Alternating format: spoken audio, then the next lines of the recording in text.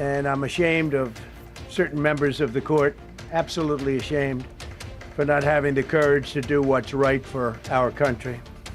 President Donald Trump upset today after the Supreme Court struck down many of his tariffs on goods from other countries.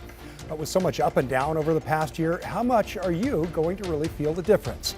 Thank you for joining us at 4. I'm Tim Gordon.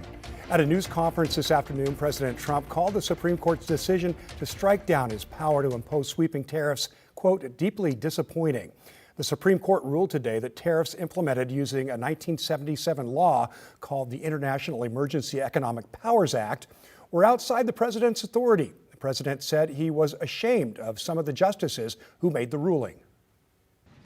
Foreign countries that have been ripping us off for years are ecstatic. They're so happy.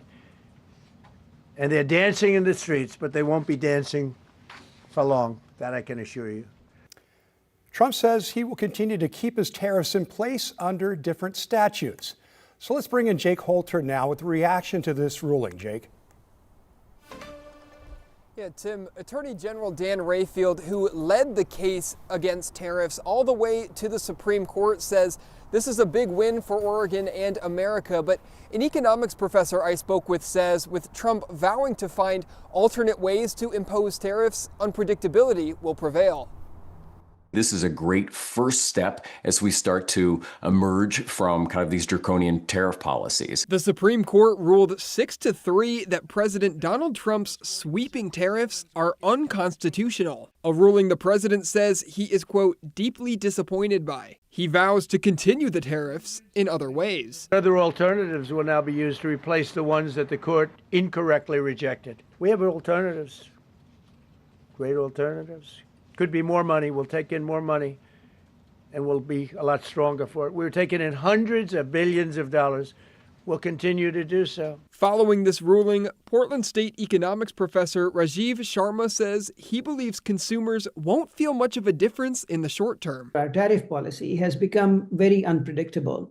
It has seesawed between declarations of very high tariffs to, then walking those tariffs back, cutting them back, having exceptions, having carve-outs. He explains that while Trump's tariffs haven't had quite as steep of an impact as projected, the unpredictability itself is harmful to businesses. From a business perspective, from an economic perspective, that has been really the main cost of the tariff policy so far, which is that it creates a vast amount of uncertainty for businesses making decisions regarding what they're going to produce, where they're going to produce, how they're going to price their product. Trump said Friday that he plans to impose a new tariff in the next 3 days. Today, I will sign an order to impose a 10% global tariff under Section 122, over and above our normal tariffs already being charged. But Rayfield says this tariff is more limited and can only last for 150 days. We will be watching incredibly closely to make sure that he follows the law and he does them as Congress intended,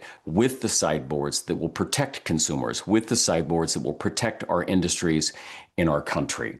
All right, Jake is back with us live. And Jake, with this ruling, any chance businesses could be refunded by the government for what they paid under the unconstitutional tariffs? Well, Tim, that's something that would most likely have to go to the courts. Trump is suggesting that his administration does not plan to issue any refunds, but some Democrats believe even American families should receive refund checks.